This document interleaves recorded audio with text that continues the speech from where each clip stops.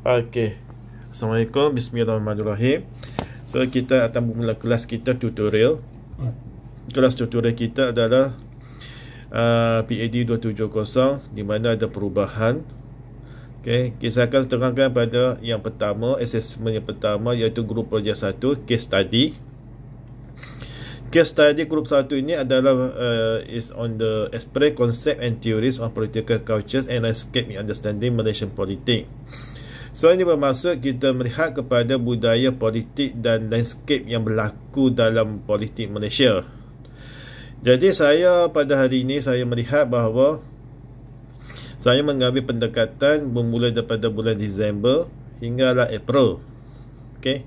Disember kita melihat dari segi soal bajet dan kita melihat dari segi kewangan negara yang mana mereka kajian PH kata kita ni tak ada duit. We don't have money, we are running out of money, and then we have more than 1 trillion of the debts. And then we are going on the January. January is the the PH government berlakunya pencaturan politik dalam PH governments, di mana Dato' Seri Anwar Ibrahim mendesak Tun M letak jawatan. Dan ini menyebabkan berlakunya pencaturan politik ketidakseimbangan dalam komponen Pakatan Harapan. Dan kita melihat juga dari satu segi ialah dari segi berlakunya epidemik. Okey, berlakunya epidemik COVID-19 di China. Dan COVID-19 ni kalau kita melihat 25 of January, China already declared the epidemic of COVID-19. Dan benda itu tidak diambil perhatian oleh kerajaan PH. Okey. Dan menyebabkan ramai pelancong Cina masuk. Okey. Sehinggalah minggu yang kedua apabila desakan NGO barulah kerajaan PH membuat sesuatu langkah menghalang pelancong pada yang tempat ada wabak masuk, wabak COVID-19. Sebenarnya kita melihat kepada apa yang berlaku sehingga peletakan jawatan Tun Dr. M 25 bulan Februari, 25 February. And here we are looking on here is what is regarding the what's actually happened, because you must know that when the PM Prime Minister is resign, and then the whole of the cabinets will be resigned. Okay, after the resignations of the PM and the cabinet, that means that a newly government must be elected. A newly government must be elected. So when this was highlighted to the YDPA, new YDPA, the YDPA have two choice. One is pembubaran parlimen, okay, pembubaran parlimen dengan pilihan raya baru. The second choice is the pemilihan dalam kalangan ahli parlimen. Okey, maksudnya PM mesti mendapat kepercayaan lebih 50% daripada parlimen untuk membentuk kerajaan baru.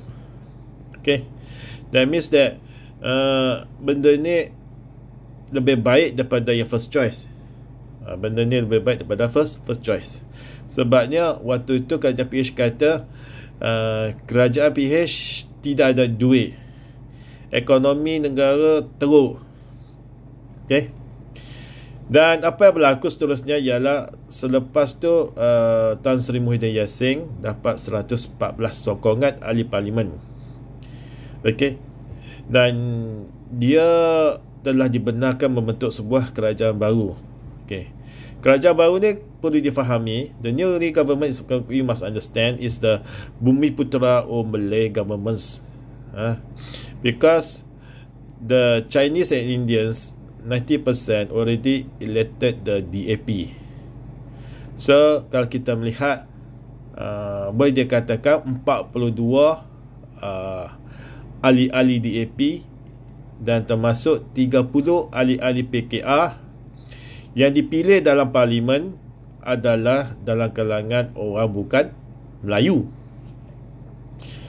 Dan kita melihat ini adalah satu di mana 72 daripada 77 Parlimen Bukan Melayu berada di sebelah pihak DAP, PKR, iaitu di sebelah kem Anwar Ibrahim. Cuma tinggal 5 sahaja. 5 sahaja. Okey. 1 MCA, 2 MIC, 1 bebas, 1 lagi ialah dari segi Sarawak. Jadi 5 ni yang bukan Melayu akhirnya dikatakan membentuk bersama dengan kerajaan yang di bawah Tan Sri Muhyiddin Yassin, ataupun dinamakan Kerajaan Perikatan Nasional. Okey. Kerajaan Perikatan Nasional dengan Kerajaan Pakatan Harapan tidak jauh beza. Tidak jauh beza. Tidak jauh beza. Sebabnya perlu difahami, Kerajaan Pakatan Harapan ialah gabungan 4 parti. 4 parti. 4 parti ni maksudnya DAP, PKR, Amanah dan sebahagian kecil daripada PPBM yang diketuai oleh Tun Dr. M. Manakala Perikatan Nasional ni adalah juga gabungan parti. Is a gabungan parti, sama macam Pakatan Harapan.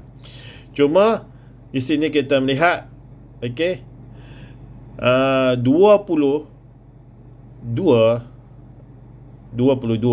ahli PBM. Daripada 22 ahli PBM, lebih kurang 20, sekarang ni 20 lah. Kita melihat sekarang ni hampir 20 orang menyertai Perikatan Nasional, kecuali Tun Dr. M dan Mukris. Mazri Malik, Syed Saddiq dengan seorang lagi yang saya tak pasti nama, masih belum memberi sokongan sepenuhnya kepada Tun Dr. M. Okey. Jadi kita melihat PPBM sekarang ni berpecah. Okey. PPBM berpecah. PPBM sepatutnya ada lebih kurang 22 ahli. Sekarang ni 20 masuk Perikatan Nasional, 2 tinggal untuk Tun Dr. M dan Mukris.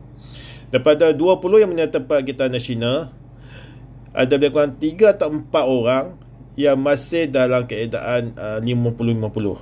Okey. Dan selepas tu kita melihat PKR ada 51 ahli parlimen, 11 mengikuti Dato' Sri Azmi menyertai Perikatan Nasional. Kemudian 40 Barisan Nasional, 18 PAS, GBS lebih kurang 18, gabungan Parti Sarawak. Okay. And then kalau kita melihat seterusnya, kita melihat bahawa ada juga daripada calon bebas, akhirnya membentuk 114 ahli parlimen. Okay. Jadi ini adalah isu yang mana menarik juga untuk anda bincang dalam grup study case assignment, kena mencerita tentang bermulanya kerajaan baru, bagaimana kerajaan baru terbentuk, dan kronologi. Ikutlah kamunya cerita. What the story want to tell is up to you. Saya terima. Selain itu, kalau kita melihat selepas PKP diumumkan 18 Mac, apa yang berlaku ialah impak PKP COVID-19 ke atas ekonomi. So the PKP, the impact of the PKP, the impact of PKP is connected with the COVID-19. Get me or not? Sebab COVID-19 adalah satu pandemik, bukan epidemik. Epidemik maksudnya sesuatu kawasan berlaku penyakit, maka kawasan itu dikatakan penularan wabak, itu dipanggil epidemik.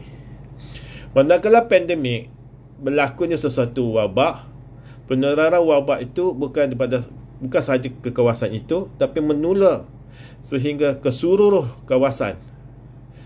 Maksudnya daripada kawasan A pergi kawasan B, kawasan B pergi kawasan C, akhirnya pergi ke negara lain, pergi ke seluruh dunia. Itu dipanggil pandemik. Dan pandemik ini menyebabkan ada beberapa cadangan. Salah satunya ialah PKP, ataupun MCO, Movement Control Order. Dalam MCO ni, dia ada 5 types of the MCO. You can look on my Facebook. And then, what's the impact? The impact is, you must understand, ekonomi, politik, and social well-being. Social well-being ni lebih kepada perubatan. Perubatan sekarang ni memang serius lah. Because bila berlakunya pandemik dan semua negara tidak bersedia, ini menyebabkan kekurangan benda perubatan seperti personal protection equipments, and then the basic for the COVID-19 is what? Panadol, Periton, for the flu, for the fever, and then for the cough, for the sore throat. Itu ubat-ubatan yang semakin mahal. Manakala personal protection equipment itu adalah alat perlindungan diri yang digunakan frontliner. Contohnya macam mask, face shield, semualah dia punya PPE. Personal protection equipment. Benda tu semakin mahal. Dan kamu kena juga ingat bahawa dari segi kos untuk screening, kos untuk screening kita melihat bahawa lebih tinggi. Sebabnya COVID-19 ni, kamu kena faham, dia bukannya macam saringan biasa. Dia adalah satu saringan yang mana kita kena ambil throat swab. Throat swab ni maksudnya satu alat masuk ke dalam hidung sampai ke langit. Itu yang pertama. Satu lagi daripada mulut sampai ke anak tekak, sampai ke sini. So, dua tempat itu akan diambil sampel dan dia akan sapu pada culturization. Nah, culture itu dipanggil reagent. Jadi, dia berharga lebih kurang RM600. Satu reagent berharga RM600 untuk kita kesan throat swab. Dan kaedah kedua untuk kepastian COVID-19 ialah ambil darah. Ambil darah ni kamu kena faham. Ambil darah ni ialah kita melihat untuk anti-globin. Anti-globin maksudnya untuk melihat sel darah putih kita apabila kuman masuk akan bertindak balas ke atas sel. Jadi, bila sel darah putih bertindak balas ke atas kuman, contoh macam virus, dia akan keluar satu immunoglobulin. Immunoglobulin ataupun T4. Jadi, anti-globulin ni akan dikesan untuk melihat kepada tindak balas dia ke atas virus coronavirus. Jadi, anti-IG coronavirus. Di mana kita ambil sampel darah untuk mengesan anti-IG coronavirus. Dan kamu kena faham, you must understand that when you taken the sample, kita kena masukkan ke dalam machine. Machine itu dinamakan machine MKN. Machine MKN. Mesin MKN tu dia akan berputar. Lebih kurang 10 minit. 10 minit dia untuk melihat untuk kita memisahkan antara sel darah merah dengan plasma. Dalam plasma tu pula dia akan pecah kepada plasma untuk protein dan plasma untuk antibody. Jadi 200 sampel sehari mesin tu boleh digunakan. Nah, mesin itu kalau kita melihat contohnya di Pantai Timur antara Kelantan dan Terengganu, gabungan kedua-dua negeri ni, bahawa ada 5 mesin MKN. Jadi kalau kita melihat bahawa ini menyebabkan kos, jadi kerajaan kena tanggung kos tersebut. Okay. Jadi itu dari segi perubatan, dari segi kos. Bagaimana pula dengan ICU? Okay. Bilangan katil ICU, kita kena melihat di we should look on the Kelantan and Terengganu. Okay, kita bincang untuk the East Coast. Okay, East Coast ni kamu kena faham. Yang ada katil ICU, Hospital Kota Baru, Hospital Korakrai, Hospital Tanah Merah. Itu hospital kerajaan. Satu lagi ialah Hospital HUSM, Kubang Kerian. So kita di Kelantan ada 4.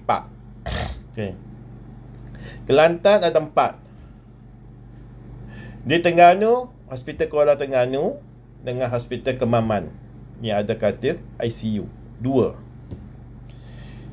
Jadi pasien yang admit ke ICU ini, kamu kena faham bahawa di Tanah Merah baru ada 5 katil ICU. Di Kuala Kerai lebih kurang ada 20 lah. Kalau kita melihat di Kota Baru mungkin ada lebih kurang 60. Jadi kalau kita melihat lebih kurang 85 hingga 90 katil tu boleh kita buat lah. Okay. Tetapi di Kuala Terengganu dan di Kemaman, di Kemaman pun baru ada 10. Kuala Terengganu pun lebih kurang 60. So kita gabungkan kedua-duanya lebih kurang 180 lah kita rasa. Tetapi kamu kena ingat juga bagaimana dengan pesakit-pesakit yang bukan COVID-19 tetapi telah dimasukkan ke ICU. Contohnya kemalangan, contohnya stroke, contohnya penyakit-penyakit kronik lain. Penyakit-penyakit kronik lain, maksudnya pesakit-pesakit yang bukan COVID-19 sudah ada dalam ICU. Dan ditambah pula dengan pesakit-pesakit COVID-19 yang akan dimasuk ICU. Jadi ini menyebabkan bebanan kos sebenarnya, bebanan kos. Dan kena ingat, katil ICU tidak sama dengan katil-katil pesakit lain. Dan juga ward ICU ini memerlukan peralatan ventilator, banyak peralatan diperlukan. Jadi inilah dikatakan di mana impak COVID-19 ni, perubatan dah satu hal yang cukup besar, mahal. Dan kita melihat pula dari segi ekonomi. Ekonomi ni kita melihat apa yang berlaku ialah apabila tiada pergerakan, tiada penggunaan minyak. So minyak sekarang ni kita melihat harga minyak jatuh. Ditambah pula dengan perang antara Arab Saudi dengan Rusia dalam soal harga minyak, dan menyebabkan harga minyak sekarang ni jatuh teruk. Dan bila harga jatuh teruk, maksudnya kamu kena ingat pula $35 setong adalah untuk di lautan. Untuk di lautan, di mana kos sama dengan hasil kerja lah. Maksudnya tak untung tak rugi. RM35 $35 setong di lautan. Untuk daratan lebih kurang $25 setong. Jadi apa yang berlaku bila harga minyak jatuh, menyebabkan pendapatan di negara-negara minyak ni, pendapatan di negara-negara minyak ni akan jatuh. Dan kamu kena ingat bahawa OPEC ni hanya disertai 13 buah negara, iaitu kebanyakannya Arab Saudi dan Asia Barat, termasuk sebuah negara di Indonesia menyertai OPEC. Dan Amerika memang bergantung dengan Arab Saudi sebabkan perjanjian petrodollar. Jadi negara-negara lain yang tidak menyertai OPEC tidak perlu mengikut harga yang ditentukan oleh OPEC. Jadi apa yang berlaku ialah kita melihat bahawa dalam situasi ini, Rusia dia mengeluarkan minyak, dia jual minyak dalam harga dalam mata wang rubel. Mata wang rubel, bukan dalam mata wang dolar. You must remember, you have to remember that dunia sekarang ni minyak kebanyakan dijual dalam petrodolar, sebab mengikut perjanjian petrodolar 1921 oleh OPEC, Arab Saudi, ini kota Arab Saudi. Tapi hari ni apa yang berlaku ialah Rusia tidak mau menjual dalam petrodolar. Rusia nak jual dalam bentuk mata wang dia, rubel. Mata wang Rusia, rubel. Jadi ini yang berlaku apabila kita melihat bahawa apabila Rusia menjual dalam harga mata wang Rusia lebih murah daripada mata wang dolar, dan menyebabkan satu persaingan.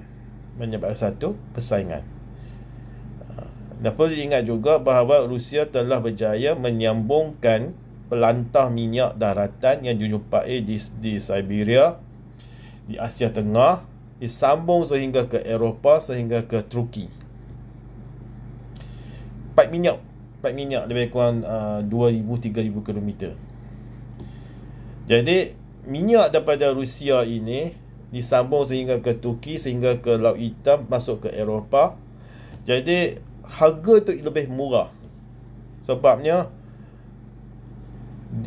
minyak yang dilombong di Rusia tidak perlu diangkut dengan kereta api, tidak perlu diangkut dengan kapal terbang, tidak perlu diangkut dengan apa-apa pun. Cuma disalurkan melalui paip minyak. Bila dia salurkan melalui paip minyak sampai ke pelabuhan, dan pelabuhan itu akhirnya dimasuk ke kapal dihantar ke negara yang membeli. Berlainan pula dengan Arab Saudi, dengan negara OPEC, mereka perlu melombong, mereka perlu menghantar dengan kenderaan menggunakan lori tangki minyak untuk ditapis, dicuci, dibersihkan, dan menggunakan juga pengangkutan lori tangki minyak untuk dihantar ke pelabuhan. Jadi perbezaan ialah penghantaran melalui paip minyak dengan penghantaran menggunakan medium pengangkutan mempunyai perbezaan dari segi kos. Nah, ini menyebabkan perang apabila Rusia nak jual pada harga yang lebih murah supaya dapat bersaing dengan minyak daripada Arab Saudi. Arab Saudi tidak bersetuju. Apa yang berlaku? Arab Saudi cuba menjual pada harga yang lebih murah daripada Rusia. Ini yang menyebabkan harga minyak jatuh. Contoh macam ni, Rusia nak jual $30 setong, Arab Saudi jual $25 setong. Apabila Arab Saudi jual $25 setong, Rusia jual $24 setong. Apabila Rusia menjual $24 setong, Arab Saudi menjual pada harga $20 setong. Jadi persaingan ni menyebabkan apa yang berlaku ialah impak ke atas ekonomi Amerika. Sebab minyak digunakan di Amerika bukan minyak petrol, tapi minyak Shell, SHALE, iaitu minyak daripada kerang-kerangan yang telah diproses dan dijadikan minyak. So, apa yang berlaku? COVID-19 menyebabkan MCO, Movement Control Order, orang semua tak guna kenderaan, perang harga minyak, industri semua dah berhenti, globalisasi dah dihentikan, globalization already stop. So, menyebabkan sekarang ni ialah lebihan permintaan minyak daripada lebihan penawaran minyak. It's more supply than demand of the oil. So harga akan jatuh. Bila harga jatuh, apa yang berlaku? Pendapatan negara-negara yang bergantung kepada minyak juga akan jatuh. Jadi inilah berlaku di Malaysia, di mana kerajaan pendapatan kerajaan jatuh.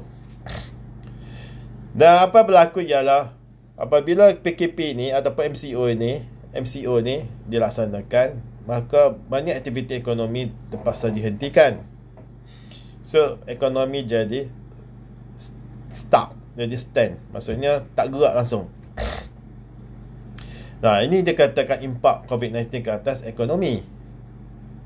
Bila ekonomi semua telah diberhentikan di Malaysia, so ekonomi tak boleh berfungsi. Bukan kita saja yang kata lockdown lah. Maksudnya MCO ni lockdown, tapi MCO kita ni bukannya total lockdown. Kita ni half lockdown. Sampai berlaku Singapura 7 April total lockdown. Thailand lagi awal lagi, bulan 3 lagi, lebih kurang 20 lebih ni, 25 lebih Thailand dah total lockdown. And then Indonesia total lockdown. So semua negara-negara yang terlibat ni, yang dengan COVID-19 telah lockdown. So ekonomi tak bergerak. Okay. So ekonomi tak bergerak, perancuan tak masuk, duit yang di dalam pusingan ekonomi pun berhenti. Kitaran ekonomi berhenti. Jadi ini dia katakan apa yang berlaku pada impak COVID-19 ke atas ekonomi. Okey. Jadi seterusnya kerajaan memperkenalkan bajet pilihan hati nasional berjumlah 250 bilion, di mana 20 bilion ni sudah diumumkan oleh Tun Dr. M pada bulan 2. Jadi terdapat pihak tertentu mempertikaikan di mana datangnya 250 bilion. Sebenarnya negara kita ni, kalau kita lihat simpanan reserve negara kita sebenarnya semakin tinggi. Aset tunai, okay, aset tunai negara kita tinggi. Sebabnya aset tunai kita yang disimpan tidak digunakan selama 22 bulan. Ini yang dia kata pelik. Ini yang kata it's very well. Okay, pelik. Kenapa?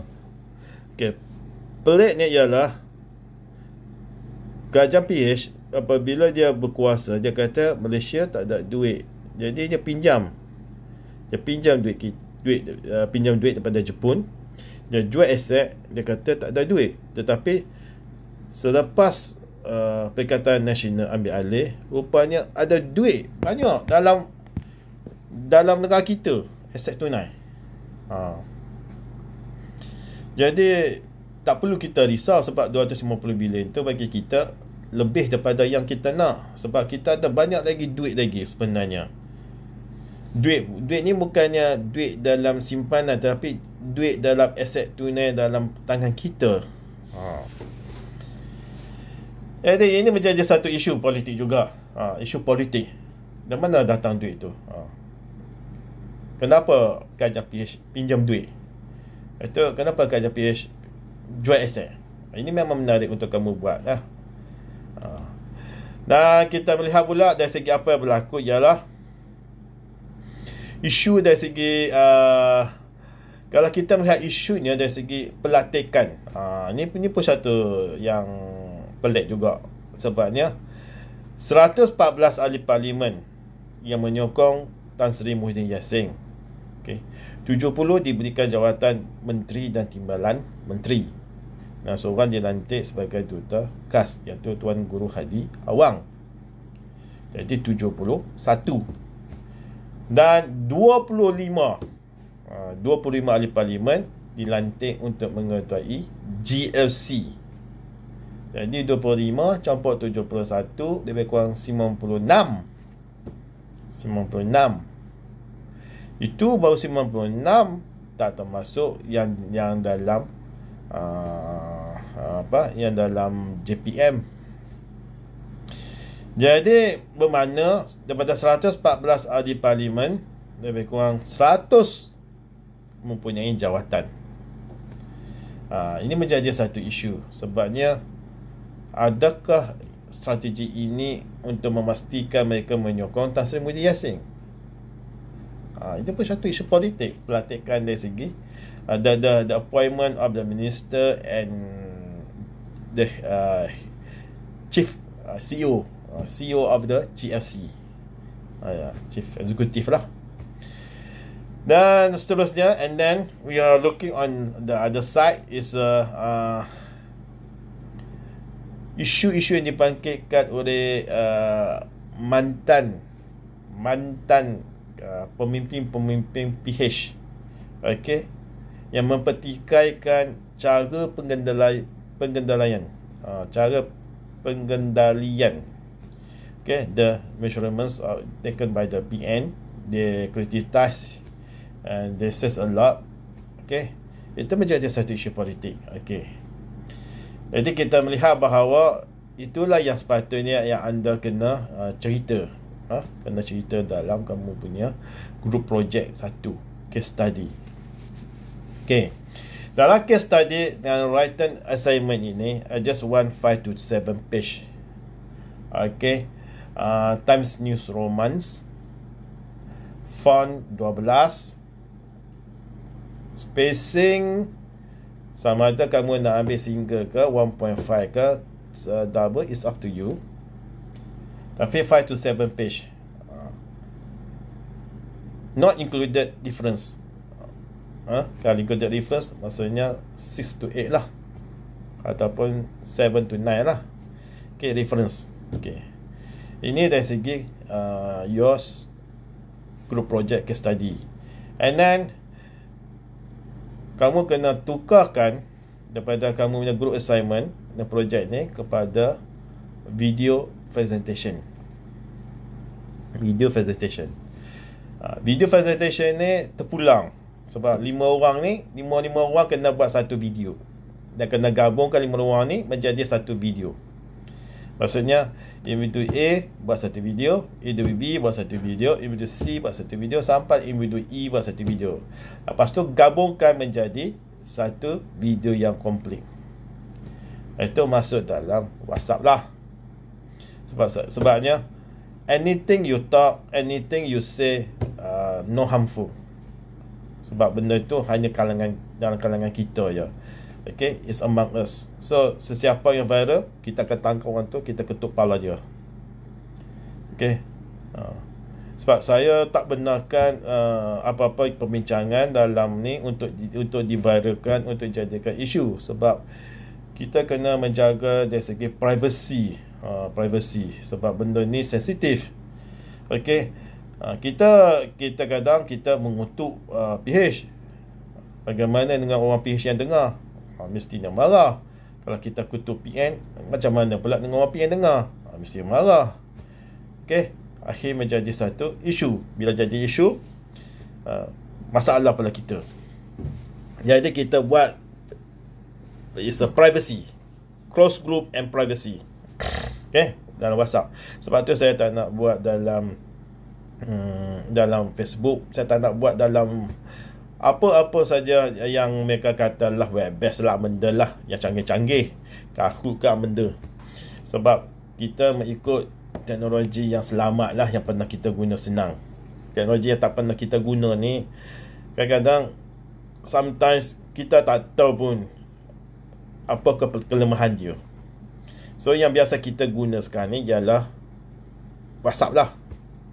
WhatsApp dan Telegram memang biasa kita gunakan. Kecuali kalau kamu tak guna, kamu guna handphone 3 sekupang, mungkin tak tahu apa tu WhatsApp. Tapi tak mungkin kamu tak kena WhatsApp. Okay, sejak lahir kamu dah tahu dah WhatsApp tu apa dia. Okay. So seterusnya kita melihat kepada test 1. Okay, test 1 ni kalau kita lihat, dia kata MQF. MQF maksudnya soalan tu nak kata, tapi saya tak pastilah sama ada dalam bentuk soalan objektif ataupun dalam soalan struktur. Tapi saya menjangkakan bahawa soalan tu lebih dalam bentuk struktur beresei. Anda diberikan 3 soalan dan jawab 1, ataupun 5 soalan jawab 1, tak pastilah. Sebab benda tu kita bergantung kepada Shah Alam ke Seremban yang keluarkan. Dan seterusnya kita akan melihat kepada final exam. Final exam ni, kita melihat final exam ni lebih kepada take home test, take home juga. test 1 pun take home juga. So diberikan masa 1 hari untuk kamu jawab dan hantar. Okay. Jadi bila kamu diberikan masa 1 hari untuk kamu jawab, pastikan pastikan anda menulis dengan Microsoft Word. Jangan menulis dengan tangan. Okay. Sebabnya takkan kamu nak tangkap gambar masuk dalam WhatsApp. Betul? Jadi sekurang-kurangnya tulislah dalam Microsoft Word. Bila tulis dalam Microsoft Word tu, faham lah. Tulis tu, jangan copy paste, dan jangan kamu ambil daripada sumber mana lah. Jujur lah. Okay. So yang ini saja untuk kita. Okay. Dan kalau kita melihat ni, dia kata ada test 1, test 2. Saya rasa ada satu test. Ada satu test ya. Dia tak ada test 1, test 2. Dia ada satu test. PhD 270 course and assignment, dia ada satu test. Ni ada final exam dia. Final exam yang pun dalam final test lah. Okay. So group project 1 iaitu assignment 5 hingga 7 page. Lepas tu dalam bentuk video presentation 20 markah. Sebab writer assignment 10 markah, video tu 10 markah, jadi 20 markah. And then test 1 10 markah, so 30 markah. Okay, 30 markah ni pula final exam 60 markah. So mana lagi 10 markah pergi? 10 markah lagi ialah report. Report assignment report. Jadi assignment report ni kamu kena faham. Assignment report ni dia ni tidak sama dengan written assignment ataupun video presentation. Okay. Assignment report ini adalah kesimpulan. Maksudnya selepas kamu dah tulis 5 to 7 page, selepas kamu dah buat video presentation, okay, and then kita melihat pula kawan-kawan lain. Kita melihat kawan-kawan lain. Ada kawan-kawan lain yang juga buat. Okay. So kita akan buat penambahkan. Kita akan buat cadangan penambahkan ke atas case study ataupun writing assignment kamu dan video kamu. So, lepas tu apa yang perlu kamu buat ialah kamu tulis satu report kesimpulan daripada itu. Maksudnya macam ni ya. Okay. Kumpulan A, dia tulis writing assignment. Lepas tu dia buat video presentation. Kumpulan B pun sama, dia buat writing assignment, dia buat video presentation. Kumpulan C pun sama, dia buat writing assignment dan video presentation, dan seterusnya lah. Selepas tu ada komen kepada grup A, grup B, grup C. So setiap komen-komen tu perlu dibaiki. Bila dia baiki dan diberikan pandangan oleh kumpulan-kumpulan lain, maka akhirnya buat satu report. Contohnya grup B komen dan criticize grup A, grup C komen dan criticize grup A. So grup A ni kena menerima nasihat, pandangan, sama ada nak buat penambahkan tidak. Tapi kalau dia buat penambahkan, maka itulah assignment report. Kalau dia tak nak buat pun, dia kena beritahu kenapa dia tak nak buat. Lepas tu termasuklah lecturer yang mengajar dalam tutorial pun kena berikan komen. Okay. Itu yang dinamakan assignment report. The written report a group work mission on the several skills, namely communications, leadership and teamwork. So ini dikatakan dia nak communication, leadership and teamwork. Maksudnya bukan setakat grup A saja, tapi grup-grup lain kena orang kata memberi komen. Grup B komen grup A, grup C komen grup A, ataupun grup A komen grup B, grup B komen grup C, macam tu. So ini adalah teamwork. Okay. And then leadership ni ialah kalau kamu nak menerima pandangan kumpulan lain, kamu kena buatlah. Kalau kamu tak nak menerima, kena bagi hujah. Okey. Hujah. Maksudnya dalam report tu lah. Itu termasuk dah komen daripada pensyarah. Okey. Dan itu saja kita punya ni. Kita punya tutorial. Itu saja tutorial kita. So, kalau ada apa-apa soalan nanti, kamu kena nak tanya, kamu tanya. Dan saya dah bagi